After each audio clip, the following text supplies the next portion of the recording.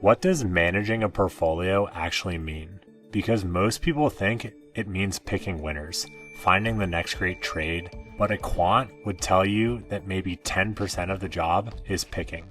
The other 90% is managing risk, and more specifically, understanding where your risk is actually coming from. Today, I'm going to show you the 3 layers of risk sitting inside every position you own. Show you why most diversified portfolios are not actually diversified, and show you how to tell whether a strategy is delivering real alpha or it's just a leveraged beta in a costume. If you run a multi-strat portfolio like myself, and you're building your own alternative portfolios, this is the framework you should be running through everything you trade. Let's get into it. Roman over at Quant Guild posted a lecture on how quants actually manage portfolios. And one of the cleanest things that he lays out is this 3-layer risk decomposition. Any position you own, a stock, a fund, a strategy, they all carry 3 layers of risk stacked on top of one another. First, idiosyncratic risk. This is the risk specific to a single name. If you own Apple and Tim Cook says something bizarre on an earnings call, the stock could drop 5% while the rest of the market does nothing. That's idiosyncratic. The key property is that it's diversifiable. If you hold one stock, this dominates. If you hold 50 stocks, it starts to wash out. 500, it's basically gone. Idiosyncratic risk is the risk that is unique to that position, which means you can diversify idiosyncratic risk. If you hold 50 stocks instead of just one, the idiosyncratic risk starts to wash out through the law of large numbers. If you hold 500 stock, it's essentially gone. This is why most people think that their portfolio is diversified, because they're only thinking about idiosyncratic risk. But we have 2 more risk layers to go into. Next is sector risk. This is the risk shared by companies in the same industry. For example, interest rate spikes and every bank stock moves together, and energy stocks move with oil prices. Sector risk is partially diversifiable. If you're concentrated in one sector, you're carrying this as the bulk of your risk. But if you hold positions across multiple uncorrelated sectors, the sector-specific component starts to diversify away. And then there's a 3rd layer of risk. This is the big one, known as market risk or systematic risk. When the S&P drops 3%, almost everything else drops. This is the tide that moves all boats. And here's the critical insight. You can hold 1,000 stocks across every sector and every geography, and you still carry this risk that's not diversified away. The volatility that won't go away no matter how many positions you add. That's systematic risk, the market risk. And you can't engineer it away by adding equity positions additionally.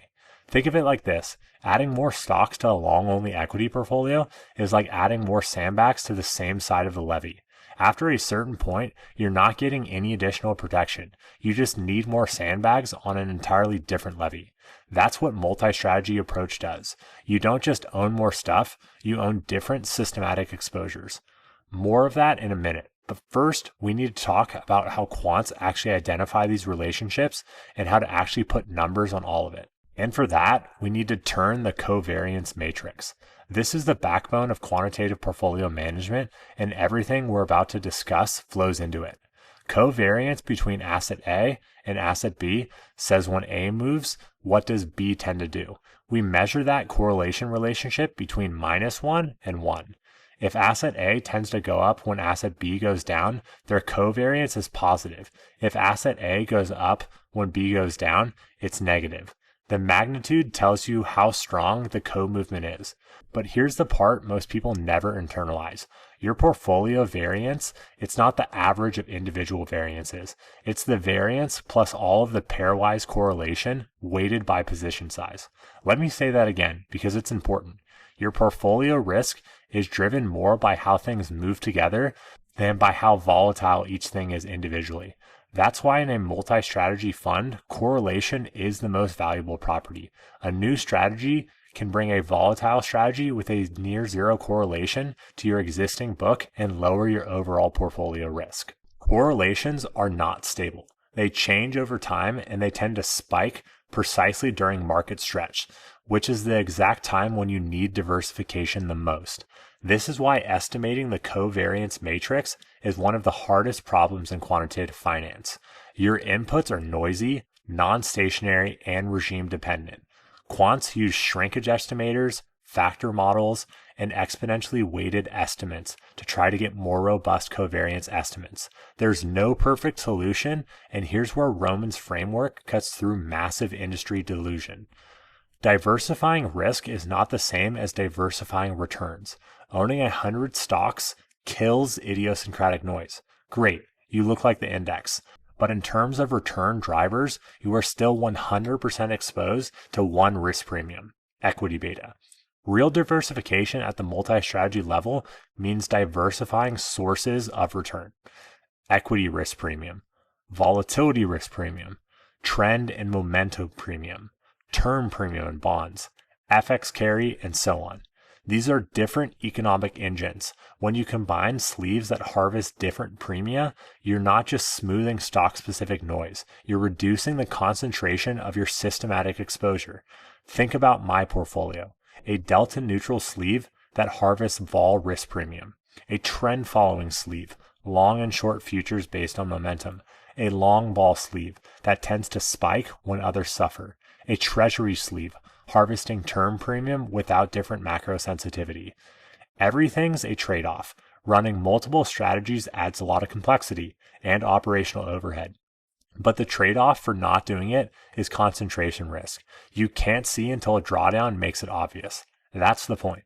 Most investors think they're diversified because they own a lot of things. But if all of those things are driven by the same factor, if they're all long equity beta or all sensitive to the same interest rate regime, then you're holding concentrated systematic risk, just wearing a costume of diversification. This brings us to alpha, one of the most misunderstood concepts in all of finance. Most people define alpha as excess returns over the benchmark. You made 12%, the S&P made 10. Your alpha is 2%. Not so fast. In the quant world, alpha is the component of return orthogonal, which means statistically independent to your systematic exposure. It's a return that can't be explained by factor exposure. Let me make it concrete. Say a strategy returned 15%. Great. But regress those returns against the market and you find it has a beta of 1.3. The market returned 10%. Expected return from beta alone, 13%. So the true alpha is about 2%, not 5%. And that's before we adjust for size, value, momentum, sector tilts, etc. That might explain more of that return. CAPM is the simplest version of this idea. The expected return is equal to the risk-free rate plus the beta times the market risk premium. Anything above that line is the alpha. Below it is negative alpha. If a strategy is just levered beta that works in bull markets and dies in drawdowns, that's not alpha. That's fragility. You don't add that to a multi-strat approach, you net it out. The gold standard for multi-strategy is a set of sleeves where each one is residual. Its own alpha are uncorrelated as possible with the others. Then your alpha streams stack. Here's the mental model Roman used that I like. Take a strategy, plot its return versus the market, fit it to a regression line. The slope is the beta. The intercept is the alpha. The vertical wiggle around the line is your residual. An index fund is the line. Beta is 1, alpha is 0, high R squared. A pure alpha strategy sits at a horizontal cloud. Beta of 0, returns driven by something else entirely. Most real-world strategies are in the messy middle. Your job as a portfolio manager is to combine them so betas are intentional and managed at the portfolio level. Alphas are additive. Noise is diversified away. So let me tie this together. Risk breaks into 3 layers: idiosyncratic, sector, and market. Idiosyncratic diversifies away. Market risk does not. Adding more positions within the same factor reduces noise but doesn't reduce your systematic exposure. Real diversification requires independent risk premium, strategies driven by different economic mechanisms. And alpha isn't just beating a benchmark. Alpha is the return that's independent to your factor exposure. When you build a portfolio where each sleeve's alpha is independent of one another, that alpha compounds while the rest cancels out. That's the whole game.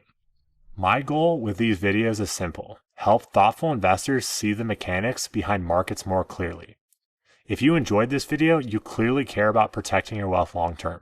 There are 2 links in the description. One, to book a call with our team to discuss investment in our 2 funds, MBH Capital Management 1, our 0DT fund, and MBH Capital Management 2, our multi-strategy fund. The second is to subscribe to our performance newsletter to keep up with our performance, strategy attribution, and latest research. You can subscribe below, click the like button, and I'll see you guys on the next one.